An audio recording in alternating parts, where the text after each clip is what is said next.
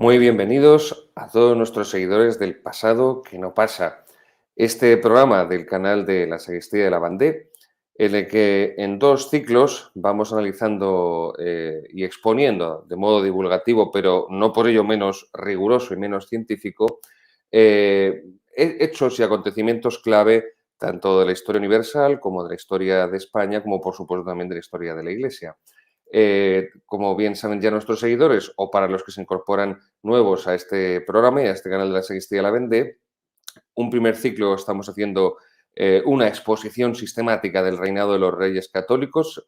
Ahora nos estamos deteniendo con esa institución fundamental del reinado de Isabel y de Fernando, que fue el Tribunal del Santo Oficio, el Tribunal de la Santa Inquisición.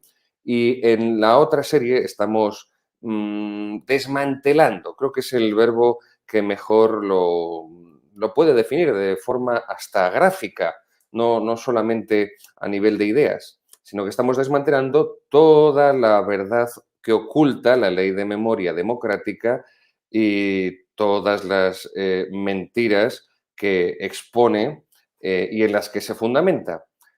Si recuerdan, nuestros seguidores del anterior programa que estuvimos, pues eso, desmantelando esta falsedad de la memoria democrática, memoria histórica o como prefieran llamarlo, en el fondo son leyes soviéticas, son leyes totalitarias que pretenden imponer una visión del pasado univocista e imponérsela así al resto de personas. Nos detuvimos en agosto de 1933. En agosto de 1933 se produce la bolchevización, la comunistización del Partido Socialista Obrero Español, cuya deriva acabará trayendo la guerra. Primero en un ensayo general revolucionario, que es la Revolución de Octubre de 1934, en la que ya se ensaya a pequeña escala lo que después ocurrirá a partir del 18 de julio de 1936, en esa Revolución de Octubre de 1934, serán destruidos muchos templos católicos, serán dinamitados incluso, como una parte de la Catedral de Oviedo, la Cámara Santa, serán destruidas bibliotecas, en definitiva, se arrasará con un buen número del patrimonio histórico y cultural, sacro especialmente, y en esta Revolución de Octubre de 1934, patrocinada por el PSOE, organizada por el PSOE, aunque solamente triunfa en Asturias, en la cuenca minera asturiana, es donde serán asesinados los primeros sacerdotes. 34 sacerdotes serán ya asesinados. Y esto a gran escala se producirá de forma completamente preparada desde el 18 de julio de 1936. Aquí nos quedamos en el último programa y en lugar de seguir en la exposición cronológica y de los distintos personajes que intervienen pues en esa trágica Segunda República, he querido hacer un pequeño paréntesis y he pedido hoy la ayuda inestimable del que es el mayor conocedor de la persecución religiosa de la Segunda República y de la guerra de 1936, denominada como cruzada por todos los católicos que participaron en ella, tanto pueblo, fieles como jerarquía, que es el padre Jorge López Teulón, que hoy podrá estar con nosotros. Vamos a dar la bienvenida al padre Jorge. Muy buenas. Buenas noches ya. Muchísimas gracias por contar, padre Jorge, con su sabiduría y con toda el almacén de documentos que ha ido pues pacientemente recopilando, investigando y trabajando durante estos más de 25, 27 años que lleva dedicado. Casi, sí. Bueno, he tenido ocasión de contar muchas veces cómo a lo largo de casi toda mi vida, pues a mi párroco con el que estuve desde los 6 años hasta que falleció, le habían matado a su padre por tener al párroco en casa, en Cataluña, en Corbera de Llobregat. En mi casa no sucedió nada, no mataron a nadie, ni de un lado ni de otro, y nadie sufrió la persecución religiosa. Pero sin embargo, desde niño, pues conocí estas historias. Y luego, además, cuando ya fui creciendo un poco, la benemérita Asociación de Hispania Mártir, que está ahí en Barcelona. Yo viví en Barcelona hasta los 16 años, así que es algo que es casi desde la infancia, el tema de los mártires. Recuerdo hasta los primeros libritos del padre Benjamín en el apostolado mariano, que tiene un folletito, y recuerdo embebérmelo en unos campamentos del padre Alba. O sea que he tenido mucha ocasión de tratar con gente incluso que hizo la guerra y que todavía no eran sacerdotes o que les ordenaron inmediatamente. O sea que ha sido un tema como muy cercano, muy próximo desde niño. Y los superiores, cuando me encargaron esto, no sabían nada de todo esto. Con el trabajo llevo 22 años. 22 años. ¿Y cuántas publicaciones, padre Jorge? Pues este de Inspirados por Satanás es la número 30, con algunos que no son propiamente de la persecución, pero eso, casi 20. Sobre el tema de la persecución, casi 20 publicaciones.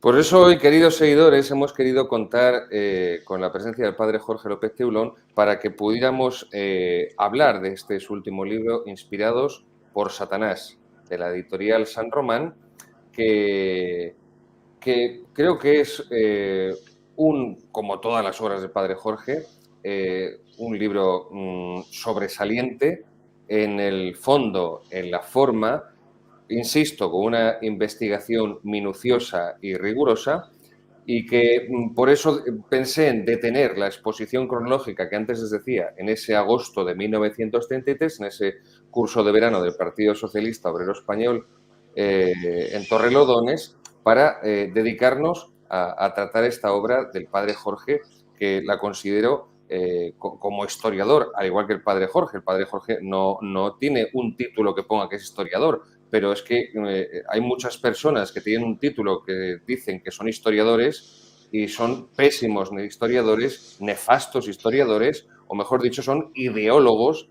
metidos a historiadores.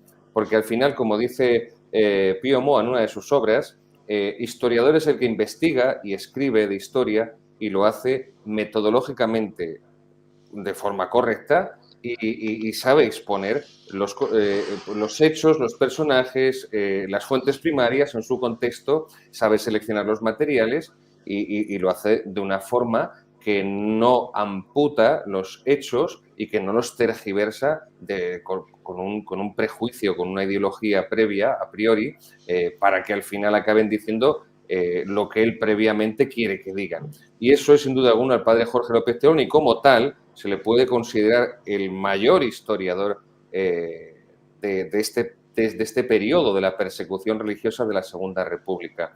Bien, vamos a ir hablando de su libro a raíz de una serie de consideraciones, porque de la lectura de Inspirados por Satanás de la editorial San Román, yo saco como dos conclusiones finales o una conclusión que se puede desglosar en dos.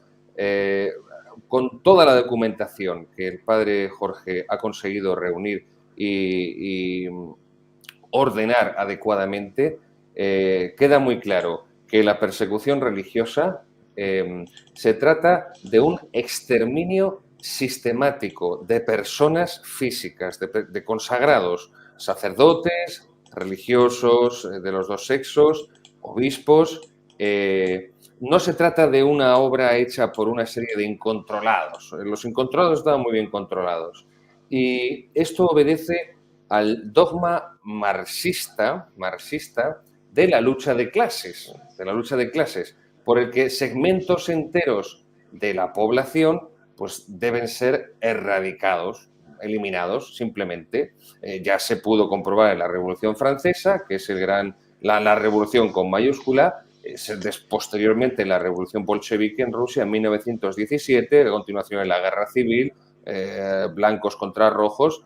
Bien, y la segunda conclusión que se puede sacar después de la lectura de esta obra magnífica del padre Jorge López Teulón es en esa sistematicidad de destrucción de la vida física de los consagrados a Dios. También cabría, evidentemente, hablar mucho de los seglares, de los fieles de calle normales, pero se cebó especialmente los consagrados. En esa sistematicidad, una destrucción también sistemática del patrimonio histórico y artístico con el único objetivo de borrar a Dios de la vista, de borrar a Dios de la memoria de los hombres y, en definitiva, de acabar con la civilización cristiana para dar paso a ese hombre nuevo de la utopía revolucionaria marxista en sus diversas ramas, bien sea anarquista, bien sea anarquista comunista libertaria, o bien sea comunista, o bien sea socialista. Bien, padre Jorge, expónganos un poco así a grandes rasgos estas líneas que usted ha investigado. De hecho, lo primero con lo que se comienza es con la destrucción del arte. El libro incluso tiene un pequeño subtítulo del año 1930 a 1939, porque comienza con un episodio de alguien que fue perseguido, aunque no martirizado, como es San Manuel González, que tiene que sufrir el destierro, como lo tiene que sufrir Pedro Segura, el cardenal primado de Toledo, o el obispo de Huesca, que también se pone enfermo y desde Mallorca le dicen que no regrese o si no lo van a matar. O sea que luego hay una serie de obispos que no son asesinados, pero que también sufrieron la persecución, ¿no? Y en este episodio se narra cómo lo que van a conseguir luego el 11 de mayo de 1931 lo pretenden hacer en los días de la Navidad de 1930, que es quemarle el palacio. E incluso por esa organización y por esa sistematización de la que hablas, está ya publicado en los periódicos. O sea, la cosa sucede en que hay un pequeño incendio en la biblioteca y consiguen apagarlo. Pero mientras lo están apagando en el Palacio Episcopal, el mismo don Manuel González, el obispo de Málaga, lo está apagando, pues en la calle está ya un niño vendiendo los periódicos, un chavalito que vende los periódicos, y está a voz en cuello gritando: se ha quemado el Palacio Episcopal, cuando no lo llegan a hacer, ¿no? Pero ya lo tenían publicado en los periódicos, ¿no? Porque era algo que querían, ¿no? Amedrantar a través de toda esa destrucción. Y luego, pues, un dato que es básico desde el principio, ¿no? 14 de abril de 1931, comienzo de la República, y no ha pasado ni un mes, y 11 de mayo de 1931, la quema de conventos, que a veces, como apuntabas, ¿no? Parece como una pincelada, ¿no? Como algo que pasó, como, bueno, pues como eso que se leía en algunos folletos en Andalucía sobre la Semana Santa, que hablan de un pequeño cortocircuito, de un incendio fortuito que llevó a la destrucción de la iglesia o de tal o cual imagen, ¿no? Muchas veces, claro, porque como eran los socialistas los que estaban en la Junta, pues se hacía toda esa documentación así un poco para no molestar a nadie, como hablamos siempre, ¿no? Y solo tienes que asomarte a la hemeroteca, que por eso ha sido al revés. Este libro casi que me ha venido a mí, a través de todo el trabajo y de trabajar sobre la historia de nuestros mártires, especialmente de la provincia eclesiástica de Toledo, que es con lo que yo trabajo, pues hay tal cantidad de fotografías que era imposible no publicarlas, porque en este libro pues se hace, como siempre, verdad ese adagio de vale más una imagen que 1000 palabras, ¿no? Me gusta siempre mucho y he trabajado en ello, poder buscar el rostro de los mártires. Ya no solo es la historia de un martirio, sino para nosotros es un mártir que está en el cielo, y para podernos encomendar a él, llegue antes la resolución de la Iglesia para la beatificación y la canonización o no, pero ya poder ver su rostro, poderle contemplar, ¿no? Y con esto de las iglesias pasa lo mismo. O sea que es algo que nadie puede decir que no estuviese orquestado, ¿no? Y aunque nos adelantemos, pues hasta se podría entender, ¿no? Con la mentalidad de ellos, el asesinar a una persona, ¿no? El tener algo contra alguien, ¿no? O por odio o por venganzas, ¿no? O por lo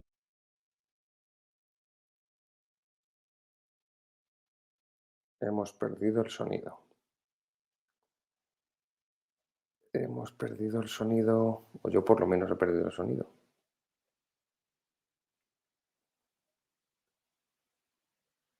Hemos perdido el sonido, yo he perdido el sonido.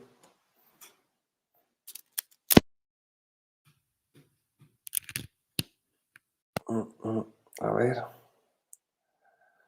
Yo no oigo nada. Desde que he puesto la imagen no veo nada, no oigo nada. A ver,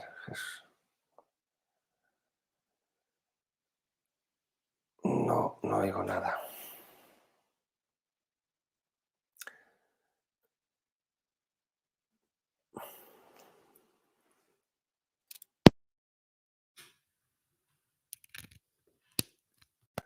Nuestro técnico de sonido, no sé qué ha ocurrido, desde que he puesto esa imagen yo no escucho nada y no escucho al padre Jorge.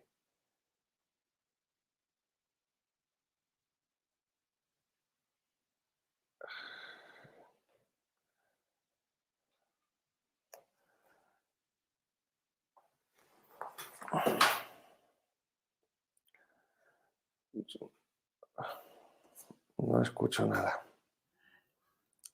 A ver, intenta decirle, es que no nos escucha a ninguno y entonces ahora mismo no... Pero claro, no es por la propia configuración, es el que no se le escucha ahora mismo el micro. Está como que se ha desactivado. Ahora, intenta hablar. No sé si se escucha. Pues no sé qué está ocurriendo. ¿Pero el problema es mío o es suyo? No, es suyo en todo caso. Intenta, a ver, hable. No. Intente quitarse los cascos y habla así sin los cascos. ¿Ahora? Ahora se escucha bien. Jorge, ahora. Vale. ¿Pero me habéis oído a mí? No te ¿Se me oye? escuchábamos no te podíamos escuchar con los cascos, ahora sí. Perdona. No, disculpad vosotros. Pues donde digas, seguimos. Nos habíamos quedado en todo el repertorio fotográfico que no podías no publicar en esta obra, Inspirados por Satanás. Y luego decía eso, que se comprueba claramente cómo esa persecución, cómo esa destrucción quiere ir no solo contra las personas, y apuntaba eso, ¿no? Que se puede tener algo contra alguien, puedes tener odio contra una persona y algo de venganza que se dio en algunos sitios, de acuerdo, pero este tema del arte, arrancar los ojos de una imagen, recordaba lo que sucede en Sonseca, por ejemplo, que se quiere arrancar el retablo de la iglesia y como no se puede, pues con hachas cortan brazos, piernas, cabezas, todo lo que sobresale, ¿no? Destruyéndolo todo, ¿no? O el tema de los santos, que es algo que aparece por primera vez en el libro así también de forma sistemática, ¿no? Santos que estaban incorruptos en altares desde hacía siglos y queda clara esa destrucción y ese querer hacer desaparecer todo lo católico, ¿no? Que ya ocurre en parte algo similar en la Revolución Francesa, cuando los jacobinos decapitan todas las imágenes de tantos templos católicos y de los pórticos de las catedrales góticas francesas, y por eso en muchos lugares todavía de culto en Francia llama la atención que todas las cabezas, algunas han sido restauradas o han sido, bueno, pues rediseñadas, pero realmente les faltan especialmente eso, la cabeza, las manos también, pero sobre todo la cabeza. O cambian las imágenes y como en la Catedral de París ponen a la diosa razón, ¿no? Y luego lo que comentábamos esta tarde cuando hablábamos fuera de micrófono, por ejemplo, acabamos de celebrar aquí en el colegio, en la Compañía de María, donde estoy de capellán, que hace 200 años, justo el 22 de noviembre de 2022, pues ha hecho 200 años, se recupera el cuerpo de Santa Juana del Estonac, que está incorrupto y durante los días de la Revolución Francesa se les ocurre enterrarlo. Primero querían dentro de un caballo, en un caballo muerto, meterlo dentro pues para que se pudriera, se descompusiese y desapareciese, ¿no? Se ve que en el relato posterior es que se ve que el que lo tiene que hacer pues le debió dar cosa o no lo llega a hacer, entierran el caballo y a unos metros enterraron el cuerpo y gracias al caballo muerto y los huesos que se encuentran de ese animal se puede encontrar el cuerpo de la Santa Madre, ¿no? Pero eso, esa como obsesión por hacer desaparecer los cuerpos de los santos, ¿no? Y eso, vuelto otra vez, ¿no? Por hacer desaparecer todo. Esto para nuestros seguidores, esta imagen que pueden ver ahora en sus pantallas, es un documento gráfico, un documento histórico de primer orden, de máxima importancia, porque es una foto de la época donde podemos ver precisamente esto que está comentando también el padre Jorge, como esa destrucción del patrimonio histórico y especialmente en concreto esto que venimos comentando, el decapitar las imágenes sagradas y además, bueno, pues ahí tenemos puño en alto al miliciano exhibiéndolas pues como el trofeo de... Que vendría a ser un poco a nivel alegórico, padre Jorge, como el decapitar, el matar la religión, ¿no? Aquella famosa frase de Nietzsche de Dios ha muerto, bueno, pues ellos vendrían un poco más que a constatar un hecho pasivo externo a ellos, como lo plantea Nietzsche, a nivel filosófico, pero bueno, en su ideología marxista, socialista, comunista, anarquista o jacobina también, en definitiva izquierdista, de la que no se salvan los separatistas, empezando por la Esquerra Catalana, pues esto para ellos era acabar con la religión. El último capítulo lo titula así, Entre burlas y befas, que no es una palabra que se use ya mucho, pero es eso, ¿no? Querían además burlarse porque todo este tipo de fotografías hemos conservado y hemos conseguido una fotografía con las ropas del cardenal Gomá, vestidos milicianos con las ropas del cardenal Gomá y dos milicianos arrodillados mientras el otro hacía burlas bendiciendo, ¿no? Y es una fotografía pues con las ropas, con las sotanas del cardenal Gomá, esta de las imágenes, esta de las con las cabezas decapitadas o esas otras, y luego esa obsesión no por fotografiarse también, porque quedara, decimos ahora de los selfies y de toda la cosa de ahora de fotografías, pero entonces era igual, o sea que eso se ve que es una obsesión también del ser humano, ¿no? Con los cadáveres de las concepcionistas de Toledo, y es una foto que yo no lo he querido señalar, pero si uno se fija en las partes de una de las religiosas, que está momificada, ha puesto un cigarrillo en sus partes, ¿no? O sea que eso es incluso mucho más allá, ¿no? Porque, mira, por ejemplo, hasta se entendería que abriesen las tumbas, como siempre se ha dicho, para robar las cosas, ¿no? Porque siempre se pensaban que habían tesoros o que si la abadesa tenía una mitra o un anillo, hasta eso se entendería, ¿no? Pero sacarla al patio, hacerse una foto como si estuviese en una fiesta, ¿no? Esa es precisamente. Mejor no ampliarla mucho, pero en sus partes ahí han colocado un cigarrillo, ¿no? Es una cosa, eso, demencial, y por eso el título de la obra, que ahora hablaremos, pero es una cosa satánica. Por eso tampoco es el empeño de que yo tenga que estar diciendo siempre que no soy historiador, pero es por esto, porque un historiador tampoco puede dar este paso. Yo sí lo puedo dar, porque además soy sacerdote. Y en este análisis queda clarísimo que Satanás está presente, y está presente de esta manera diabólica, demoníaca. No, y además porque yo sí soy licenciado en Historia de la Iglesia, pero quiero decirte, como historiadores y como sacerdotes, Padre Jorge, tenemos un especial deber también de hacer teología de la historia. Teología de la historia. Entonces, esa visión teológica de la que carecen prácticamente el 99,99% de los historiadores, nosotros como sacerdotes, es una misión de nuestro propio, que procede, que deviene de nuestro propio sacerdocio ministerial, además, evidentemente, dar a conocer la verdad en su totalidad, pero hacer hincapié en estos elementos que tienen una importancia decisiva y que, sin embargo, incluso para historiadores que tienen fe, pero bueno, pues tienen una importancia secundaria, o incluso aunque los recojan, no bajan a la profundidad de los movimientos que hay de fondo en este sentido. Es decir, un odio tan visceral,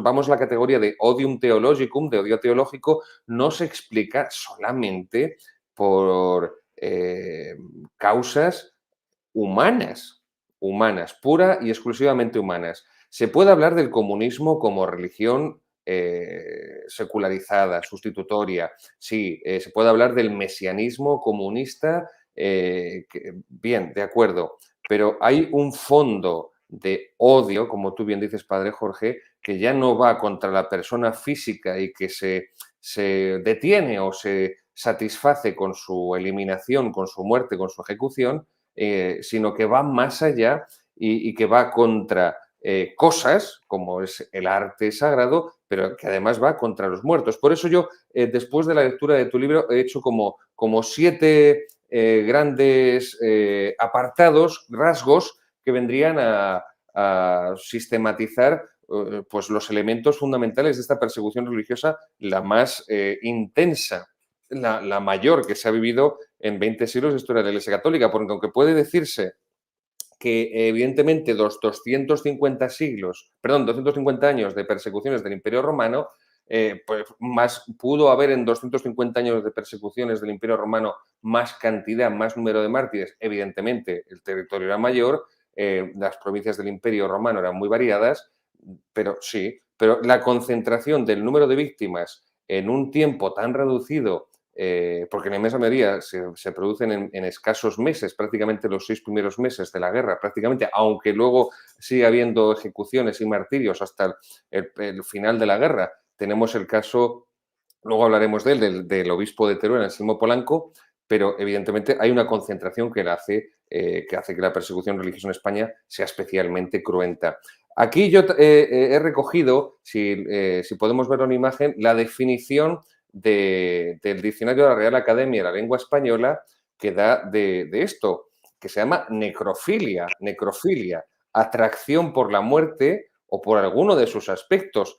Esto en psicología se conoce como una patología, es decir, como un comportamiento psicológicamente enfermo, o sea, una enfermedad mental. Y esta necrofilia, desde luego, es la que se ve en la izquierda, pero ya no solo en esa izquierda de los años 30, es que se está viendo ahora cuando se produjo la profanación de la tumba del caudillo de Francisco Franco y el presidente del gobierno, Pedro Sánchez, dice que pasará la historia por haber sacado a Franco de la tumba, o como ha ocurrido también recientemente con el general Queipo de Llano.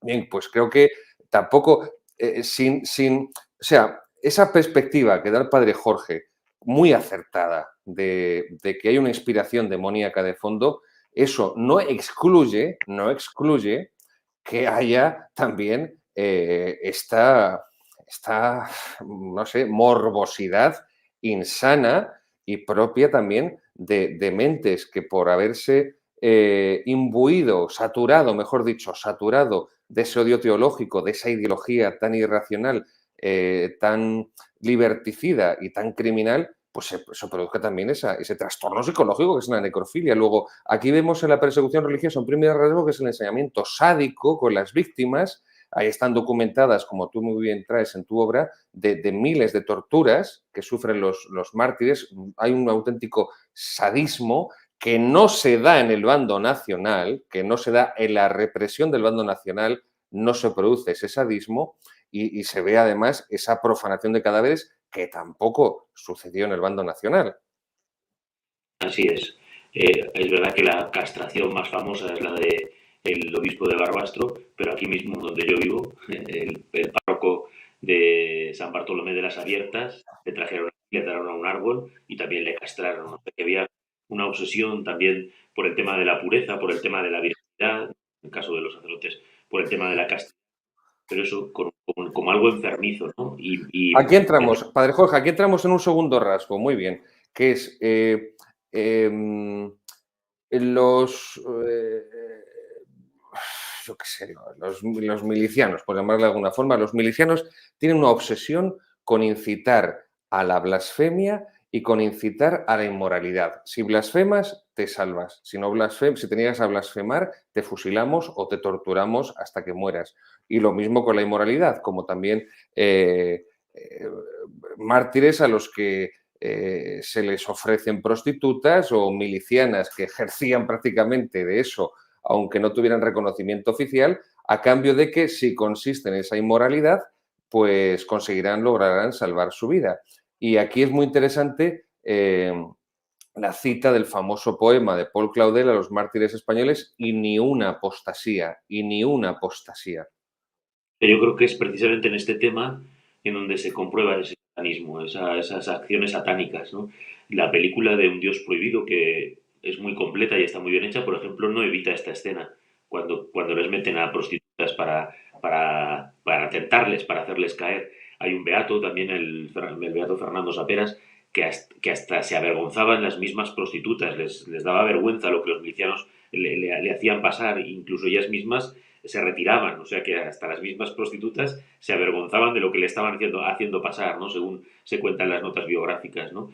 Y luego eso, pues todo lo que estamos narrando de perversidades, ¿no? De cosas, pues que por supuesto están fuera de todo orden normal, ¿no? Y por eso esta presencia de Satanás, ¿no? Porque es hacer cosas que no...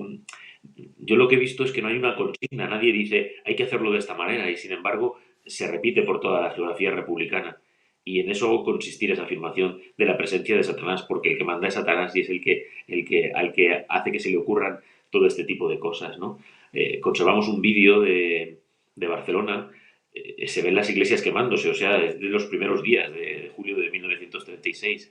Incluso quieren presentar que la forma con la que están las religiosas, pues todos sabemos cuando hemos enterrado a alguien que hay que poner un pañuelo en la mandíbula porque si no se abre y se viene y se queda la boca abierta, bueno, ahora utilizan otras técnicas de pegamento y demás, pero siempre se ponía un pañuelo o se ataban las manos, ¿no? Y entonces en el vídeo están diciendo, y fíjense el martirio con el que se hacía enterrar a estas personas, que hasta últimos, o sea, cosas sin sentido, ¿no? Pero como queriendo ridiculizar y ofendiendo a la iglesia, pero además haciendo el ridículo a ellos, ¿no?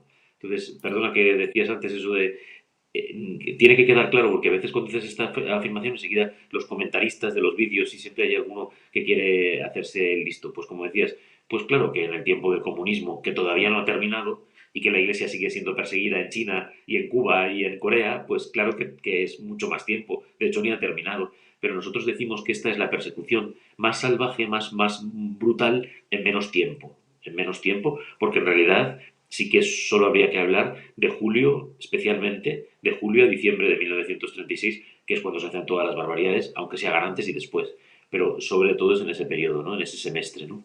Y igual, pues finalmente es verdad que todo eso nos hace entender que esa obsesión por querer acabar con todas las cosas rompe con la mentalidad de lo normal, ¿no? Por decirlo así, sino que esa mano alargada de Satanás lleva a todo este desastre y se puede probar, ya digo, no solo con las fotografías, sino como estábamos diciendo ahora, con el daño que se hizo a las personas, ¿no? Por eso que puedes tener algo contra alguien y pegarle un tiro, ¿no?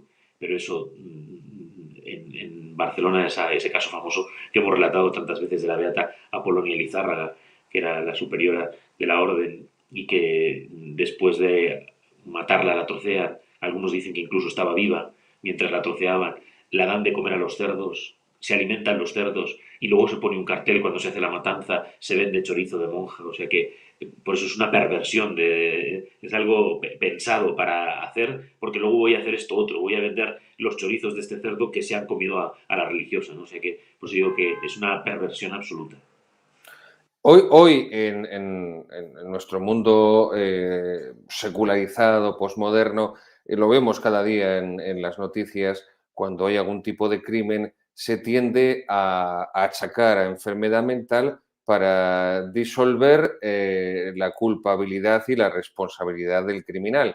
Pero es precisamente lo contrario. Es decir, una voluntad decidida al mal arraiga tanto en él que termina también por sufrir una serie de trastornos psicológicos porque el mal, el pecado, no puede no dejar de hacer mal al propio, en primer lugar, al propio sujeto que lo practica. Y es lo que estamos viendo aquí. Para nuestros seguidores que nos escuchen en iVoox, en Spotify, no van a poder ver las imágenes. Yo, para nuestros seguidores, les pediría que especialmente este programa puedan visualizar todas las imágenes que estamos exponiendo, porque, insisto, son documentos primarios, es decir, son fotos de la época y es un testimonio histórico, historiográfico de primer orden, de máxima magnitud, de cara a comprender qué fue la persecución religiosa durante la Segunda República y durante la Guerra de 1936. No los mártires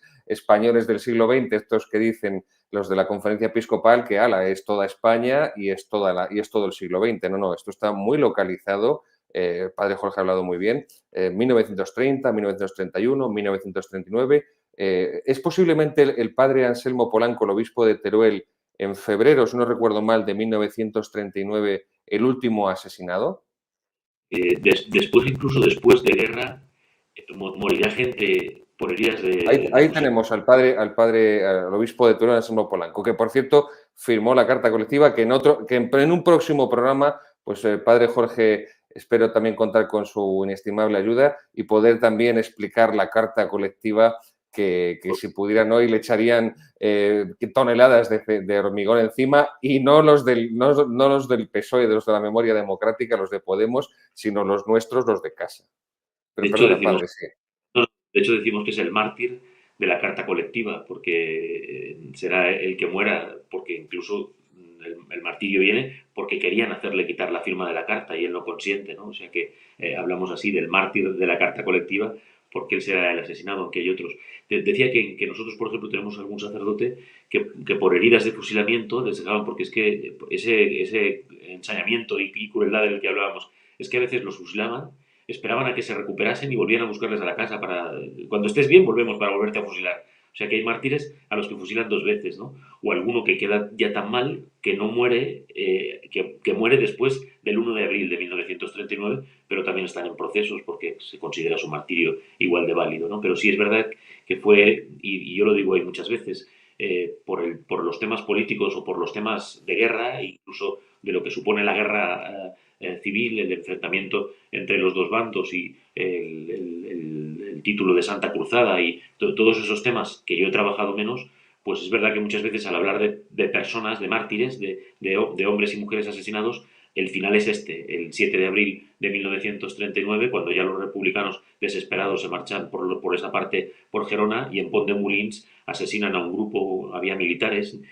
La foto es muy llamativa y está recortada, y la foto del funeral, de la primera misa que se celebra en el lugar donde les matan, aparece una esvástica a un lado y aparece el escudo de Italia en el otro. Esa foto está recortada, el escudo de Franco en el centro, una esvástica a un lado y el escudo de Italia en otra, porque habían militares italianos y habían militares alemanes. Y entonces, como a los pocos días, pues no sé si sería en abril o en mayo de 1939, y claro, pues cada uno está en su gobierno. Mussolini está en su gobierno y Hitler está en el suyo. Muy bien, Padre Jorge. Un tercer rasgo de esta persecución religiosa es la destrucción, como venimos diciendo, la destrucción del patrimonio histórico-artístico. Vicente Cárcel Ortiz, que también ha trabajado en la persecución religiosa y la ha investigado en una obra muy notable, además, Historia de la Gran Persecución, escribe Cárcel Ortiz. Tesoros históricos y artísticos de incalculable valor fueron pasto de las llamas, retablos, tapices, cuadros, custodias, imágenes sagradas de grandes pintores y escultores como Gregorio Montañés, Salcillo, Pedro de Mena, Alonso Cano, José María Sert y otros monumentos insignes de la arquitectura y esculturas religiosas quedaron abatidos. Bien, está claro que esta gente que se proclama defensora de la cultura, lo que está haciendo precisamente es destruir el gran patrimonio histórico y cultural, porque podemos hablar de las bibliotecas monásticas, los archivos catedralicios, los archivos de los obispados, archivos con varios kilómetros de extensión, legajo tras legajo, así colocado, y siglos y siglos de antigüedad, que son absolutamente reducidos a cenizas. Perdona, pero fijaros en esta fotografía, las dos niñas, especialmente la niña mayor que lleva a la niña en brazos, están riéndose, como asistiendo a una fiesta, ¿no? Por eso digo que a veces en las fotografías encuentras cosas absolutamente demoníacas. Detrás se ve a los milicianos que están todavía haciendo la pira, ¿no? Y luego lo queman todo, ¿no? Bien, acaba de fallecer Antonio Montero y, por supuesto, no por desmerecerle, ¿no? Pero es verdad que detrás había el trabajo, él hace una tesis doctoral pidiendo la documentación a todos los que estaban en las diócesis, ¿no? Y siempre no contra él, sino a favor de todos los que trabajaban en las diócesis, que muchos de ellos fueron los primeros postuladores y los primeros que enviaron los procesos martiriales a Roma, ¿no? Con causas acabadas, ¿no? Pero toda esa información, como dices, lo va a titular así, ¿no? El martirio de las cosas, ¿no? ¿Cómo se puede martirizar a las cosas, ¿no? Eso de que, a ver, yo creo que no se puede generalizar. Yo creo que podemos afirmar que habría personas de la Segunda República, que habría gente trabajando en los museos que tendrían sensibilidad artística. Yo eso no lo puedo negar. No creo que todos no quisiesen. Pero, por ejemplo, tenemos una foto en Sonseca otra vez, ¿no? Que después de haber hecho ese destrozo en el retablo que os decía antes, de romperlo todo, de destrozar todo el retablo, a las semanas vienen de tesoros de incautación para ver cómo estaba el retablo, ¿no? Y quité ese comentario porque era un poco mordaz y a veces no me gusta usar la mordacidad, pero dices, o sea, vienen a corroborar lo que han hecho los otros antes, que son los mismos, ¿no? Entonces, a veces es todo como un poco ridículo, ¿no? O a veces hay un empeño, por ejemplo, en la Catedral de Toledo, que se desmonta la custodia, estaba en cajones para llevársela. ¿Cómo sabe usted eso? ¿Cómo no sabe que era para... La llevaban a Valencia a guardar con las demás cosas? Pues lo que sé es que las Biblias de San Luis aparecieron en Ginebra, las van a vender y el señor de la tienda, pues gracias a Dios, conoce y sabe, además sería un buen hombre, porque antes de que casi acabe el 39 ya están aquí de vuelta, pero ¿dónde van ustedes a vender esto? Y lo iban a vender. lo iban a vender, el manto de las 80.000 perlas. O sea, nosotros tenemos conocimiento de cosas nuestras que se llevaron a México, que desaparecieron o que las conseguimos recuperar, ¿no? En el libro, aunque me adelante, en el libro se habla de la Santina que estaba en el descansillo de debajo de una escalera en la Embajada de París, o el Cristo de Medinaceli que aparece en Ginebra. Pues si eso no era para venderlo y no era para... y sobre todo eso, la realidad de todo lo que destruyeron.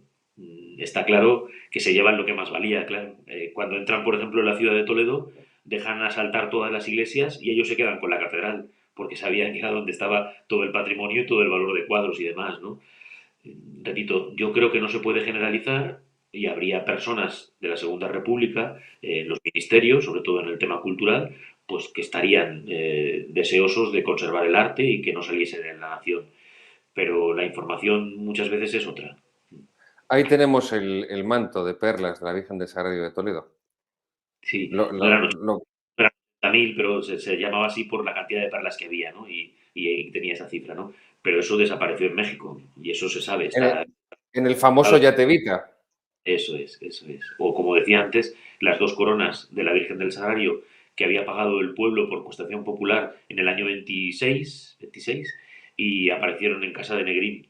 No creo que fueran para su mujer, ¿eh? O sea que me imagino que se buscaba otro fin, ¿no? Con unas coronas además de una virgen, que eso ya sí que es una cosa de piedad, pero como estaban llenas de joyas, el viril, por ejemplo, con las prisas, el viril estaba otra vez el tema de las obsesiones.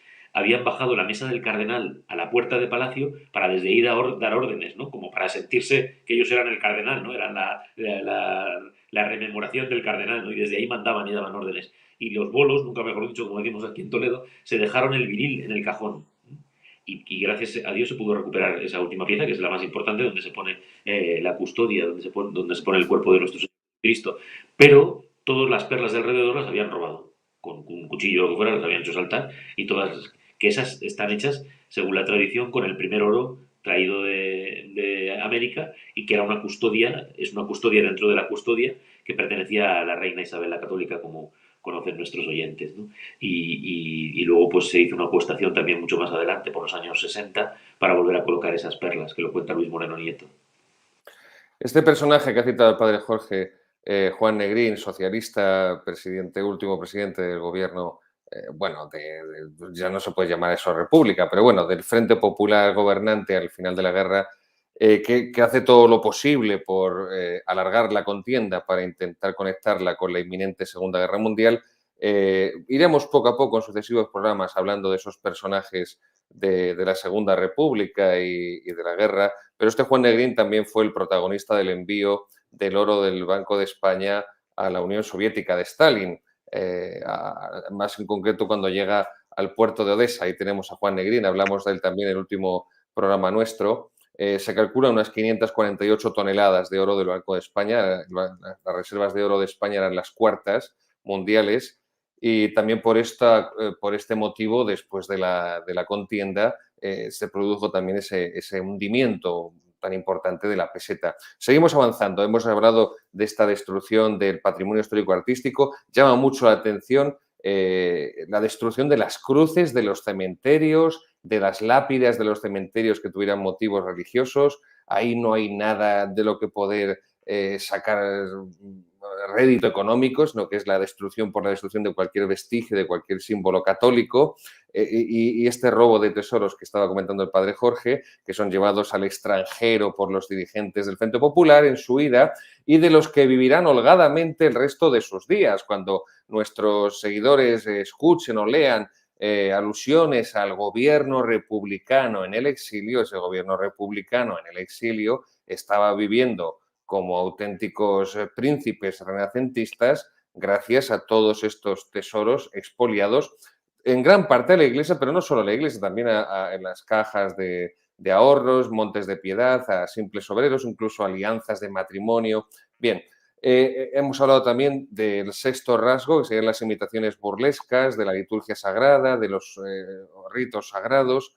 Y por último, el séptimo rasgo de esta persecución religiosa y que corrobora por completo la tesis que está exponiendo el padre Jorge y que desarrolla en su libro, la elección de fechas religiosas por parte de los miembros del Frente Popular, de fechas religiosas solemnes para las ejecuciones. Explíquenos un poco esto, padre Jorge, que es muy llamativo que buscaran un 15 de agosto y no un 6 o un 3 o un 22. Pues, sobre todo, la primera explicación porque España era católica, por más que se quiera decir otra cosa. Y ese sentido de las fiestas, especialmente, claro, un 15 de agosto, por ejemplo, o un 25 de julio, ya no solo porque no se trabajase, sino por las fiestas del Santoral y otras, ¿eh? Dices el 6 de agosto, pues el Día de la Transfiguración, que ya se celebraba, y el 22 de julio, que en los pueblos hay mucha tradición, y eso fue el 18, pues el 22 de Santa María Magdalena, muchas parroquias con titulares de María Magdalena. Prácticamente casi, pero se esperaba, y es verdad que eso se puede comprobar, ¿no? O sea que a lo mejor alargaban fechas para poder llegar a un día de vísperas o el día de fiesta, ¿no? Y eso es muy común, pero muy repetido. Y yo creo que la resolución es la misma. No hay consignas, ¿no? No hemos encontrado que hubiera consignas por parte de ningún dirigente de tal día a tal hora, ¿no? O sea que es algo que vuelve otra vez y iba a decir, perdonad por insistir, es que quiero insistir, es algo en lo que se ve claramente esa presencia satánica de poner eso en la cabeza de los malos, ¿no? De zaherir de esa manera, ¿no? Con eso, también hay algunas fotografías vistiéndose con las casullas, haciendo sacramentos, burlándose en las iglesias, casando a religiosos, religiosas con imágenes para burlarse de ellos, ¿no? Haciendo obras de teatro sacrílegas dentro de las iglesias, muchas las convirtieron en teatros, ¿no? O sea que todo eso yendo hacia la liturgia, como dices, ¿no? Y hacia fechas muy concretas en donde como si fuese más macabro, ¿no? Es verdad que al que le matan, pues le da igual el día, ¿no? Pero era como consignar, ¿no? Que estamos haciendo esto en cada una de estas fechas, para que os quede claro, ¿no? Con ese deseo de suprimirlo todo, ¿no? Porque yo creo que aquí, en esta pregunta que haces, la base está otra vez en lo mismo, ¿no? En ese deseo de que desapareciese lo católico, de que desapareciese la vida eso, en las fiestas incluso, en las procesiones, ¿no? Hay referencias entre ridículas, macabras y absurdas de lo que decías de las cruces y de los cementerios, de pasear el cuerpo de una niña, no era muy mayor, no recuerdo ahora, pero como 7 8 años, de un dirigente comunista, y con el puño cerrado, fuera con la tapa abierta, pues se lo sujetarían como pudiesen, pero la niña con el muerta, con el puño cerrado, paseando por el pueblo, ¿no? Para hacer alarde de las cosas, ¿no? Y luego igual, pues para hacer cementerios civiles, arrancando todas las eran cementerios católicos, y entonces casi todos eran cementerios parroquiales, ¿no? Pero es eso, hacer desaparecer con la quema de una iglesia, con el arrancar una cruz, ¿no? Hacer desaparecer de la visión todo lo católico, ¿no? Y claro, para todo el pueblo cristiano, ¿no? Para todo el pueblo católico del mundo entero, pero para España, pues todas esas fiestas, además que cogen en ese primer verano, ¿no? En esos meses de verano, de julio, agosto, de septiembre, ¿no? Pero eso, o sea, se puede ver, ¿eh? O sea, que es una cosa, a mí al principio me llamaba mucho la atención, vísperas y días de fiesta. Y yo creo que es eso, por pisotearlo todo, ¿no? Conclusión y mensaje para nuestra amada y venerada Conferencia Episcopal. Primero, no hay equiparación con el bando nacional. El bando nacional, con el general Franco a la cabeza, salvó a la Iglesia de todo este exterminio. Luego, no pueden ser tratados igual. Si se profana la tumba de Largo Caballero, o de la Pasionaria o de Carrillo, comprendería que la Conferencia Episcopal no hiciera ninguna declaración, pero profanar la tumba de aquel que salvó a la Iglesia Católica del exterminio ante un silencio sepulcral es una inmoralidad de primer orden. Segundo, a medida que el bando nacional fue reconquistando y liberando las poblaciones, el terror rojo y por lo tanto la persecución religiosa se termina y vuelve otra vez a haber culto católico. Culto católico. Otra cosa que no se puede equiparar en los dos bandos. Y por último, el aglutinante del Frente Popular, el aglutinante, porque entre ellos también se odiaban, el padre Jorge, como buen catalán, sabe lo que ocurrió en los sucesos de mayo de 1937 en Barcelona, donde se asesinaron unos a otros, los del PUM, los anarquistas, el Partido Socialista Unificado de Cataluña bajo órdenes directas de Stalin. Bien, lo que unifica todo el Frente Popular, que entre ellos odiaban porque tenían distintos modelos de Estado, los ácratas anarquistas no quieren el Estado, bien, es el odio visceral, el odio teológico hacia la religión católica en particular. Mientras que en el bando nacional, con todas las salvedades, podemos hablar de General Cabanellas, que era masón, podemos hablar de las tropas regulares, de los moros que venían con el ejército de África, que evidentemente no eran fervorosos cristianos. Podemos hablar de Padre Jorge hacía referencia a esas banderas, sí, de los alemanes o incluso de los fascistas italianos, sí. Pero lo que aglutina a todo el bando nacional es el deseo y la fe y la intención de salvar a la Iglesia y a la civilización cristiana, a la civilización occidental, la heredera de la cristiandad, de esta persecución que está absolutamente erradicando del mapa la presencia de Dios tanto en las personas físicas, en los consagrados, como en todo el arte y toda la historia que está en los documentos y que está en los templos, en el culto. Bien, yo quiero, para concluir, terminar con unas declaraciones de Andrés Nin, Andreu Nin, dicen algunos, que es el líder del PUM, el Partido Obrero de Unificación Marxista, POUM. Y dice Andrés Nin, en agosto de 1936, apenas un mes de iniciado el conflicto, dice Andrés Nin: el problema de la Iglesia nosotros lo hemos resuelto totalmente, yendo a la raíz. Hemos suprimido los sacerdotes, las iglesias y el culto al mes de comenzarse la guerra. Y en marzo de 1937, José Díaz, jefe del Partido Comunista entonces, que sería precisamente el que asesinaría, ahí tenemos a Andrés Nin, que por cierto lo despellejaron vivo los comunistas de Stalin en Alcalá, esto no lo van a encontrar tampoco en la Ley de Memoria Democrática.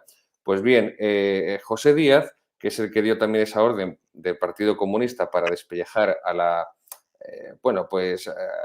Nin, que era la competencia, por decirlo de alguna forma, dice: líder del Partido Comunista de España, en las provincias que dominamos hemos sobrepasado en mucho la obra de los soviets, porque la Iglesia en España está hoy aniquilada. Este era el expreso deseo que no se desencadenó por la sublevación militar, sino que la sublevación militar, precisamente una de las fundamentales razones que tenía era acabar con este desorden social. Porque, Padre Jorge, uno de las, entre comillas, curiosidades que también se silencian por buena parte incluso de la historiografía eclesiástica es que desde las elecciones del 16 de febrero de 1936, donde triunfa fraudulentamente el Frente Popular, hasta el 18 de julio, cuando se produce el alzamiento nacional, son asesinados 17 sacerdotes y continúan ascendiendo el número de templos saqueados y destruidos. Sí. Y incluso tenemos en el Congreso de los Diputados, Requejo, que iba por Madrid, iba por Toledo, luego le asesinarán en Madridejos, le asesinará la pasionaria, le señalará en el Congreso, porque lo que hace es, en esos meses, denunciar, por ejemplo, que no han podido sacar las procesiones en Semana Santa, que no se ha podido celebrar el Corpus, ¿no? Y él hace una serie de declaraciones, de denuncias en el Congreso de los Diputados para poder defender a la Iglesia, y lo que se hace es señalarle y al mes y medio, en agosto, fue asesinado con su hijo, ¿no? O sea que ahí hay un periodo efectivamente intermedio en donde, pero bueno, yo creo que la cosa se ve claramente desde el 31, ¿no? Que como dices, va increciendo y que en esos meses sería, pero fatal, ¿no? Lo primero que se hacía después de conquistar cualquier lugar era celebrar la Eucaristía, era celebrar la Santa Misa. Cuando se consigue liberar el Alcázar, lo primero que se hace es que el capellán castrense que va con el ejército de salvación, pues celebra la Santa Misa en las ruinas del Alcázar, ¿no? O sea que eso es algo que es evidente. Lo que pasa es eso que, bueno, o por que no se quiere hacer ver o porque, eso, pues por un temor, por algo mal explicado a lo largo de décadas, ¿eh? Y de tantos sacerdotes que escuchan beatificaciones y se ponen a temblar, ¿no? Hoy en 1936 y se pone, y es el periodo más glorioso de la Iglesia española. Y decía don Jaime Colomina, que fue profesor nuestro de psicología y canónigo de la Catedral de Toledo, que desde Santa Leocadia no se había vuelto a derramar sangre en persecución por las calles de Toledo. Y fueron más de 100 personas las que fueron asesinados, entre sacerdotes, canónigos, maristas, jesuitas, ¿no? Y luego, algo definitivo, que dieron también su sangre porque España fuese católica, que esa es otra, ¿no? Aparte de lo que el general Franco tuviera en su mente y los demás militares a la hora del alzamiento y a la hora de toda la guerra, ¿no? Ellos tenían esa claridad, ¿no? Lo hemos recordado también muchas veces con el himno de la acción católica, ¿no? Con ese versículo de ser apóstol o mártir, no había otra cosa, ¿no? Era la diatriba era o me matáis o sigo siendo apóstol, o doy mi vida por Cristo o sigo siendo apóstol, ¿no? Eso era lo que se quería, y el himno de la acción católica es de antes, no de cuando estalla la guerra, ¿no? Sino que todo eso, había una persecución más que evidente a muchos niveles, ¿no? Y por eso se cantaba, ¿no? Con todo el fervor, porque se quería que España fuese católica. Esta cosa que dice el padre Jorge, a más de uno de nuestro gremio le pone los pelos de gallina. El diario Política también, perteneciente a la izquierda, el 18 de agosto, justo un mes después de iniciarse la guerra, publicaba lo siguiente, el diario Política: ningún tesoro más precioso que la razón, la justicia y la libertad. Casi todos esos monumentos cuya caída deploramos, ya se ve cómo la deploraban, vamos, estaban sumidos en una profunda depresión, no dejaban de llorar, son calabozos donde se ha consumido durante siglos el alma y el cuerpo de la humanidad. Bien hallan los bellos versos del poeta sobre el castillo de sus antepasados arrasado por la Revolución Francesa, versos que terminan con un pensamiento tan nuevo en poesía como en política. Bendito seas tú, viejo palacio, sobre el que pasa ahora la reja del arado, y bendito seas tú el hombre que hace pasar el arado por ti. Es decir, son cánticos al vandalismo, son una justificación de la destrucción, y son en definitiva la negación del conocimiento, ¿no? Aquí esa frase famosa que tiene Jean-François Revel en su obra El conocimiento inútil, que yo recomiendo a todos nuestros seguidores, El conocimiento inútil de Jean-François Revel, si lo podemos ver ahora también en pantalla la portada.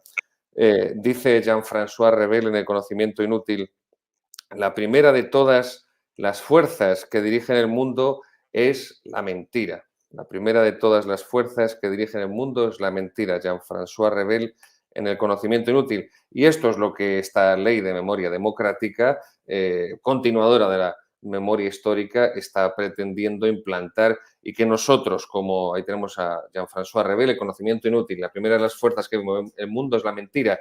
Y precisamente esta labor del padre Jorge López Teulón es tan meritoria porque es poder sacar a la luz, divulgar y conocer el periodo de la historia de España y el periodo de la historia de la Iglesia en España que ha sido más mentido y más sumido en toneladas de falsedades, que ya también aprovecho para adelantar a nuestros seguidores que en un programa ya posterior, probablemente después de las Navidades, pues toda esa propaganda anticatólica, pues podamos aquí el padre Jorge y un servidor analizarla y probar su falsedad, porque España era católica, como ya ha dicho el padre Jorge, los mártires murieron perdonando a sus verdugos, entregaron su vida, derramaron su sangre por nuestro Señor Jesucristo para que España siguiera siendo católica, pero evidentemente quienes hicieron esto en esta España católica fueron personas que, sin quitarles responsabilidad, pero realmente estaban envenenadas por una propaganda sectaria ideológica, liberticida y criminal. Y esa campaña de calumnias que comienza ya en el siglo XIX con los jacobinos, con los liberales, con el liberalismo, con la desamortización de Mendizábal durante la Primera Guerra Carlista. Bien, esas mentiras que han ido calando, hoy también se siguen encontrando en tantos elementos políticos de izquierda e incluso también de la propia derecha sin Dios, del PSOE azul, que es el Partido Popular. Bien, pues para terminar el programa, quería pedirle al padre Jorge que también, por supuesto, recomendar no solo esta, que es su última, Inspirados por Satanás, sino también otras obras del padre Jorge López Teulón, por ejemplo, El mártir de cada día, que es también un gran trabajo en 2 volúmenes. Ábrenos brevemente, padre Jorge, de esta obra. Bueno, pues fue un acierto del padre Puche, que dirigía la editorial Edivesa, y durante ese tiempo pues había publicado pues Una vida de Cristo para cada mes cuando llega el año 2000, y había reactivado, un amigo, un compañero sacerdote de broma decía que el año cristiano era un beaterio, porque eran todos los beatos que habían ido saliendo últimamente, ¿no? Y reforma un poco el año cristiano, pero bueno, también hizo su año cristiano, y de repente un día me dijo eso: ¿por qué no un mártir para cada día? Y la segunda parte es fácil, porque de julio a diciembre, pues solo con los que van matando cada día, pues se pudo hacer, ¿no? Luego hubo que retomar la segunda parte, que pues, lo hicimos al revés, que fue enero-junio. Pero bueno, pues he tenido mucha satisfacción, porque en conventos religiosos y pues se lee todos los días. Hay algunos que son un poco más largos y tenemos que leerlo en 2 o 3 días. Bueno, no pasa nada. Pero sí que es verdad que ha hecho mucho bien, porque además es una visión de toda España. Yo, ya lo hemos hablado en otras ocasiones, estoy nombrado para la Archidiócesis de Toledo, para toda la provincia eclesiástica, pero este trabajo, por ejemplo, es de toda España, son mártires de toda España. Pues lo recomiendo también su lectura para todos nuestros seguidores, El mártir de cada día, de don Jorge López Teulón, del padre Jorge López Teulón, editorial Edivesa. Son 2 volúmenes, el primero de enero a junio, el segundo de julio a diciembre, y es una lectura pues que eleva el alma, pero que también nos ayuda a conocer esta historia de la Iglesia, que, como muy bien ha dicho el padre Jorge, es una historia gloriosa, porque el martirio es una gran gracia de Dios, y el martirio es una fuente de gracias también para la Iglesia militante, Otro término eclesiásticamente incorrecto en esta Iglesia del Vaticano II, pero existe la Iglesia militante. ¿Qué es la Iglesia militante? No la Iglesia sinodal, que eso son invenciones protestantes. Iglesia militante. Iglesia docente, la que enseña; iglesia discente, la que aprende. La Iglesia no tiene que aprender nada, no tiene que escuchar al mundo, no hay que hacer... no hay que ponerse de rodillas haciendo consultas a ver qué quieren de nosotros. A esto es a lo que tenemos que acudir, a los mártires. Aquí tenemos otra obra también, la anterior, ¿no? Si no recuerdo mal, padre Jorge, La profanación de la clausura femenina, donde, claro, tú eres el que dominas todo esto, como te lo sabes, como el Padre Nuestro. Si no recuerdo mal, son 286 religiosas asesinadas durante la persecución religiosa. 293. 93. El padre, bueno, perdón, Monseñor Antonio Montero, es verdad que cerró mucho las cifras, pero es verdad que durante todo este tiempo pues han ido descubriendo pues alguna inexactitud de alguna. Pues, mira, yo ahora mismo con un sacerdote de Toledo, de la villa de Don Fadrique, que tenemos en las listas como mártires, fue maestro de novicio en Viacelli y murió en 1973, pero lo acabo de descubrir este verano. Veo que se va de monje allí, he escrito a los monjes, y me dicen: pero si murió aquí en 1973, ¿cómo va a ser mártir? Entonces, a veces, pues todavía a estas alturas, ¿no? Y hace poco se suma una religiosa que beatifican en Córdoba, ¿no? Bueno, pues es sobre todo de Toledo. La verdad que es una colección que está haciendo Javier Paredes muy interesante, porque además son diarios de una seglar, el primero, y en este segundo, en el que se me pidió que trabajase el tema, hay 3.000 frailes frente a 300 religiosas, ¿no? O sea que el número también es muy dispar, ¿no? Es verdad que luego ellas, que es un poco lo que quiere presentar el libro, se las hizo sufrir muchísimo, porque se las sacó de los conventos prácticamente a todas. Se las mandó a Madrid, estuvieron en checas, se tuvieron que poner a servir de mala manera, muchas murieron enfermas. Violaciones. Pero sí que es verdad que no se da tanto, ¿no? Como en otras situaciones, en otras guerras me refiero, o en otras persecuciones, ¿no? Sobre todo por la cifra, vuelvo a repetir, de 3.000 hombres a 300 mujeres, pues se ve, pero sí, las que fueron bastante salvajes, ¿no? Pero aquí es sobre todo demostrar ese otro sufrimiento, esa persecución, porque no deja de ser una persecución, porque las buscaban y las sacaron para matarlas. Luego no se llegó a llegar a término, o porque las recogen en casas, o porque vuelven a sus familias, unas y otras no, ¿no? Y entonces por eso se titula así, ¿no? Profanación de la clausura femenina, ¿no? El destrozo que se hizo en los conventos y las vidas que se rompieron, porque mucha gente pues acabó pues también enferma mental de todo ese sufrimiento, de verse en la calle, ridiculizadas con ropas de calle, con el pelo corto, burlándose, eran reconocidas enseguida, ¿no? Y eso, y llevadas a checas y siendo perseguidas y maltratadas, a veces incluso en los pueblos un poco como con desprecio, ¿no? Porque sabían que eran las religiosas y no las mataban, pero las maltrataban y mucho. En próximos programas también nos meteremos sobre todo para, bueno, no se puede decir, Padre Jorge, para nuestros seguidores que no sean españoles. No, es que también, casi en primer lugar para los españoles, lo que fueron las checas, que también la Ley de Memoria Democrática silencia como si nunca hubieran existido. Pues aquí tenemos un breve muestrario de las obras del Padre Jorge López Teulón. A nuestros seguidores les digo que merecen la pena. Yo creo que he leído prácticamente todas y no todas. Y también decirles que esto que hace el padre Jorge López Teulón, esto es investigación histórica.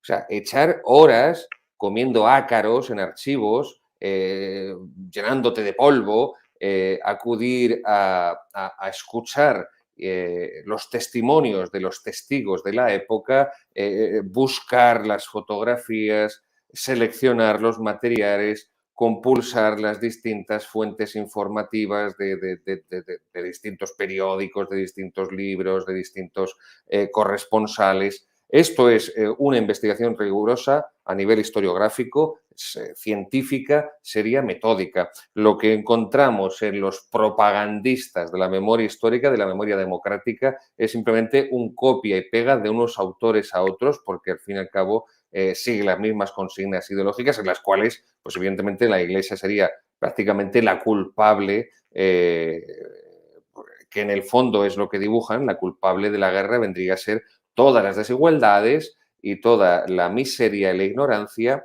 que la Iglesia Católica cultivó durante siglos en España. En el fondo, la recuperación de la leyenda negra, de la propaganda anticatólica que inician los protestantes en el siglo XVI con Lutero y que después continuarán e implementarán los ilustrados a partir del siglo XVIII. Muy bien, Padre Jorge. Y como complemento a esta gran obra sobre la persecución religiosa, yo le pido que recomiende también a nuestros seguidores dos obras más para poder integrarlas mejor en el contexto nacional de la historia de España y también en el contexto de la historia universal. Sí, es verdad que son libros que se han hecho poco estiradas. Aquí mismo detrás tengo los libros del padre Gonzalo Redondo, que son muy buenos, son 2 tomos publicados por Rial, que dan una visión general de todo lo que sucede en España y además muy bien trabajado también, pero es verdad que cuesta luego encontrarlos. Yo, una de las obras principales, que son de Vicente Cárcel Ortí, muchos de esos libros, pues una que se titula así, La persecución religiosa en España durante la Segunda República, que está publicada por el Opus en ediciones Rial. Es del año 1990. Es verdad que todo el tema de beatificaciones pues casi estaba comenzando, porque las primeras fueron en 1987, pero todo ese aparato, que es lo que me pedías un poco, ¿no? Un libro en donde uno, y además de una forma breve, porque no es un libro, no es un tocho, ¿no? Es un libro en donde aclara con mucha facilidad, aparte que Cárcel Ortiz también escribe muy bien y se entiende muy bien la lectura, y como visión general recomendaría este, ¿no? Luego se publicó también en Testimonio, en Planeta, pero yo creo que ese también está agotado. Pero Aquí tenemos el libro que hace mención el padre Jorge, Vicente Cárcel Ortí, La persecución religiosa en España durante la Segunda República, 1931-1939. Aquí no dice nada de persecución religiosa en el siglo XX, ni nada por el estilo. Ediciones Rialp, es un libro que tiene ya 30 años o más y que no lo van a volver a reeditar, eso se lo aseguro. La institución que está detrás de esa editorial no lo va a reeditar, como tampoco los libros del padre Gonzalo Redondo, querido padre Jorge, que son una maravilla. Yo trabajé esos libros de cara a la tesina que la hice en el Cardenal Gomá, y es evidente que los que puedan conseguirlo, merece la pena, merece el esfuerzo. Se puede conseguir también en Amazon y por si acaso en alguna librería no es de fácil adquisición, por más que lo pidan. Y como muy bien apuntado también el padre Jorge, es un libro de escasas 300 páginas que es muy manejable y es muy exacto con toda la información también a nivel general que ofrece. Y el siguiente, padre Jorge. También es verdad que no nos olvidemos del de Monseñor Montero. Fíjate que lo de Montero también parecía que no iba a volverse a editar y al final se reeditó. O sea que luego Dios hace sus milagros de una manera u otra. Y luego, pues, me parece que una de las cosas y de los episodios más cruentos que se viven en toda España y que ha llevado incluso al obispo Reich a tildar aquel sitio de la Catedral de los Mártires es Paracuellos del Jarama, ¿no? Y es verdad que a lo mejor no es el mejor libro, ¿no? Pero bueno, pues Julius Ruiz yo creo que hace un acercamiento bastante próximo, ¿no? Yo creo que es bueno completarlo con toda la información que hay, pues incluso hasta con las homilías del obispo Reich, de Monseñor Reich Pla, que se pueden consultar. Otro de los logros que alguna diócesis lo ha terminado quitando, pero que muchas sigue estando, es todo el material que se queda después de las beatificaciones. En la diócesis de Almería, en la diócesis de Córdoba, la diócesis de Madrid, que tiene pues también un montón de información, y en la página de la diócesis de Alcalá, pues se puede completar este tema histórico, o un libro, por decirlo así, que nos muestra toda esa versión histórica de los sucesos, no solo con la piedad, ¿no? Sino lo que para nosotros también es muy importante, como hemos estado diciendo a lo largo de todo el programa, como es la vida de los mártires y la vida de todos aquellos que dieron su vida por España. Luego, claro, habría más episodios para hablar, ¿eh? Porque es cierto que el tema de los ricos y de los pobres, pues te lo digo ahora de memoria, pero de los frailes, por ejemplo, seguro, me atrevo a decir que un 95%, eran de familias de campesinos. La tableta de chocolate que se conserva en el Museo de los Claretianos, en Barbastro, lo dice claro, somos hijos de obreros, lo dice así. Te lo dice uno que va a morir dentro de 5 horas, va a ver a Jesús. Y dice, somos hijos de obreros. Nuestro fundador era el padre Claret, que era un obrero textil, ¿no? O sea, que de eso habría mucho que hablar, ¿no? Pero es verdad que todo este testimonio martirial se suma a muchos otros, eso sí que no se ha tocado nunca, ¿no? Ni en la conferencia episcopal ni en las diócesis, de personas que fueron al frente, como fueron a la División Azul, para defender la fe, para defender única y exclusivamente la fe. Otros se verían envueltos en otras cosas, ¿no? Pero mucha gente que luchó en los frentes por defender el catolicismo y por defender que España fuera católica, ¿no? Pero eso sí que sería harina de otro costal. Lo digo porque mucha de esa gente que está enterrada en Paracuellos a lo mejor no pueden entrar en una causa de beatificación por falta de documentación o por algunos argumentos peregrinos que se pueden sostener por parte de algunos, ¿no? Pero está claro que defendieron y murieron y derramaron su sangre porque España fuera católica. Y por eso esa unanimidad de gritar viva Cristo Rey a la hora de ser asesinados. Menos mal, queridos amigos y seguidores, que San Bernardo fue canonizado antes de Vaticano II, porque les recuerdo que San Bernardo predicó la Segunda Cruzada y eso habría sido más que motivo para ser borrado del santoral desde 1965. Gracias a Dios, San Bernardo no es de Vaticano II. Muy bien, yo sí quería volver al libro, perdón un momento, padre Jorge, el libro de Julius Ruiz, si pueden poner otra vez en pantalla, de Paracuellos, porque es un libro que también he trabajado junto con el resto de bibliografía de José Javier Esparza, de César Vidal, sobre todo de Ricardo de la Cierva. Julius Ruiz es un historiador bastante imparcial, tal y como está el panorama, no está nada mal, como bien ha dicho el padre Jorge. Julius Ruiz no es católico, no es, por supuesto, sacerdote, como es el caso del que antes habla el padre Jorge de Vicente Cárcel Ortiz, luego no es nada sospechoso de barrer para casa, que podría decirse, si acaso eso fuera falta de objetividad. Y el mismo Julius Ruiz, en este libro, Paracuellos, una verdad incómoda, de la editorial Espasa, el mismo Julius Ruiz, que también previamente a esta obra investiga la represión franquista, también un libro muy interesante, se asusta de lo que está descubriendo en su investigación, porque Paracuellos es precisamente el asesinato, la masacre a gran escala de eso que hemos dicho al comienzo de esta interesantísima entrevista con el padre Jorge, de esa sistematicidad en la eliminación de segmentos sociales enteros que por el dogma de la lucha de clases marxistas han de desaparecer. Y les recuerdo que en la doctrina de Marx, lo digo porque hay algunos que les encanta ser amigos de los comunistas, ¿no? No voy a decir quiénes, pero nuestros seguidores se pueden imaginar, y les encanta que Yolanda Díaz pues presente sus libros en Madrid con el padre Ángel, les encanta Evo Morales, les encanta Maduro y les encanta Fidel Castro y les encanta estar con Évole entrevistándole en La Sexta y les encanta toda esta gentuza, por hay que decirlo así, gentuza sectaria y fanatizada y que no hace más que mentir, pues el marxismo califica el comunismo en todas sus vertientes, insisto, anarquista, socialista, comunista, califica la religión como lo opio del pueblo. Luego, para liberar al pueblo y hacerle entrar en el cielo marxista, el paraíso en la tierra que vendrá por la dictadura del proletariado, pues hay que eliminar ese opio del pueblo y por eso aquí estamos viendo estos paracuellos del Jarama y ahí estamos viendo restos de los mártires. Pero perdone, padre Jorge, que le he interrumpido. No, que decía que además no podemos olvidar el famoso libro diplomático en el Madre Rojo, el famoso cónsul de Noruega, en el que cuente todo lo que está pasando. Y luego, como aquí somos ha sido reeditado recientemente. Pueden buscar nuestros técnicos de la tiempo en la Espuela de Plata. Félix Slayer es el cónsul, como bien decía el padre Jorge. Perdón, sigue, padre Jorge. Y luego los libros de Ricardo de la Cierva, que también tiene un libro sobre los mártires de Paracuellos del Jarama, que también parece que hay autores que ya no se les puede citar porque están en el índice de libros, pero en el de los otros, en el otro índice de libros. Y yo creo que igual es un trabajo pues muy bueno, que es verdad que eso, son libros que cuesta más encontrar y que a veces tienen unos precios muy subidos, pero bueno, a veces trasteando un poco se pueden volver a recuperar, ¿no? Pero eso, yo creo que no hay que, vamos, nosotros no lo hacemos desde luego, pero que no hay que denostar esta obra por su autor, sino todo lo contrario, es un libro absolutamente fiable. Pero es verdad que me parecía... Recordemos, padre Jorge, que el padre de Ricardo de la Cierva fue asesinado en Paracuellos del Jarama. Así es.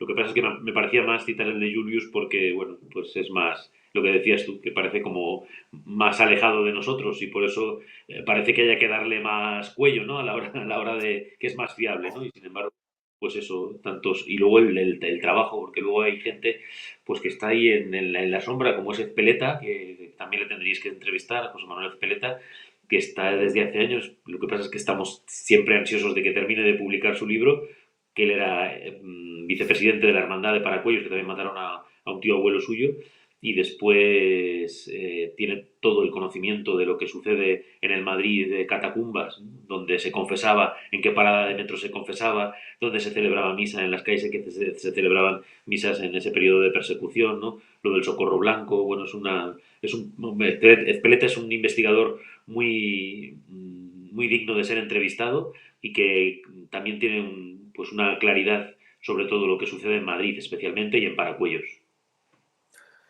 Padre Jorge, 1.000.000 de gracias de corazón. No puede, a veces te tuteo, a veces no te tuteo, pero bueno, no puedes imaginarte para mí el honor y el privilegio que es tenerte en este programa, poder aprender tanto de ti, yo que llevo años leyéndote desde que eras seminarista, y además, y con esto concluyo, yo también que me he metido a escritor, te lo puedo asegurar también por mi propia experiencia, que lo veo mucho más reflejado en ti porque ya llevas una trayectoria infinitamente más larga que la mía como escritor. Y es que cada obra vas mejorando más. Y en esta última de Inspirados por Satanás, evidentemente se ve todo el pozo de todos estos años, de todo tu trabajo, de toda tu investigación, de las, y no exagero, miles y miles de horas dedicadas durante estos 20, 22 años que decías, a esta riqueza, porque es una riqueza, como tú muy bien has señalado, pues que la sangre de los mártires haya regado pues España, y no porque nos gloriemos o porque, bueno, es decir, no porque nos alegremos de que hayan sido asesinados y torturados, pero evidentemente Dios permitió eso pues para que la fe en España no fuera eliminada por el marxismo. Y luego para que no dejemos de encomendarnos a ellos, porque es verdad que nos quedamos sobre todo en el aparato histórico, pero luego eso como sacerdotes pues igual ponemos la mirada en lo alto porque creemos que la Iglesia también con su autoridad, desde las Carmelitas de Guadalajara hasta los últimos mártires que han sido beatificados en Madrid, en la Almudena, el mes pasado, pues están en los cielos. Hablábamos de la iglesia militante, que sí que existe la iglesia militante, por supuesto, lo pone el catecismo, ¿no? Y también la iglesia celeste, la iglesia a la que nos encomendamos en esa doble... Claro, es verdad que aquí, yo siempre me gusta decir que hablar aquí de persecución, pues es un poco así, ¿no? Cuando todavía hay gente que está en la cárcel en otros países sufriendo persecución y privado de la libertad y demás, ¿no? Aquí tenemos muchos problemas y la inmoralidad y el tema del aborto y el tema de la eutanasia, nuestros gobernantes, etcétera, etcétera. Pero tenemos libertad para hacer, de momento tenemos libertad para hacer este programa y poder hablar con libertad y poder publicar todo lo que publicamos, ¿no? Pero eso, que ellos desde el cielo nos interpelan de dos maneras. Primero con el testimonio para que nosotros lo imitemos, porque es verdad que todas esas vidas, yo también tengo mucho empeño en que muchos de ellos ya eran santos, ya llevaban una vida de entrega a sacerdotes benemeritísimos que estaban, hablabas de lo de las blasfemias, cuando al beato Oliverio le decían blasfema, blasfema, y él decía, no me da la gana, no me da la gana, contestaba, ¿no? Y tenían esa fuerza de defender la verdad y de ser testigos, eso, lo primero para imitarles y lo segundo para encomendarnos a ellos. Así que gracias a vosotros por haberme llamado y siempre que me llaméis, pues intento atenderos. Muchísimas gracias, Padre Jorge. Vamos ahora a concluir con nuestro patrocinador, mielonline.com. Ya me han dicho muchos de nuestros seguidores que no tengo ninguna gracia en esto de hacer publicidad ninguna, y es verdad, me siento como una chica del 1, 2, 3 de mi época, pero hago lo que puedo. Miel y polen de alta calidad, yo se la recomiendo, 100% natural, y les agradecemos a nuestro patrocinador. Pueden utilizar, bueno, deben utilizar el código de descuento Sacristía para que puedan recibir estos productos que son, insisto, de primera calidad y que desde que iniciamos la andadura de la Sacristía y la Vendée nos vienen apoyando y tienen mucho mérito porque nos dejamos de ser proscritos y, bueno, tiene mucha valentía el Padre Jorge en venir a nuestro programa, donde se ve que es un hombre de una gran libertad interior. Y también, insisto, a nuestro patrocinador se lo agradecemos. Queridos seguidores, yo quería que el programa fuera de 1 hora, pero es que es inevitable con el Padre Jorge no quedarse embelesado escuchándole con los miles de datos y de informaciones que tiene, que son siempre, insisto, nutritivas desde el punto de vista histórico, historiográfico, del estudio serio y profundo de la historia, pero también porque somos católicos. E incluso los ateos que dicen que se llaman ateos católicos de la Fundación Gustavo Bueno, que también sé que nos siguen unos cuantos, también pueden encontrar aquí pues un testimonio de personas que pusieron por encima de todo los principios y que pusieron por encima de todo la esencia a la existencia. Queridos amigos, un fuerte abrazo, muchísimas gracias por contar con nosotros para poder seguir conociendo estos episodios de la historia de España y de la historia de la Iglesia. Que Dios les bendiga. ¡Viva Cristo Rey! ¡Viva Cristo Rey! Maribel nos pedía la bendición, así que le damos la bendición, si te parece. Padre Jorge, usted. El Señor esté con vosotros. Con tu espíritu. Y la bendición de Dios Todopoderoso, Padre, Hijo y Espíritu Santo, descienda sobre vosotros y os acompañe siempre. Amén. Bueno, pues feliz día de la Inmaculada en estas vísperas. Igualmente.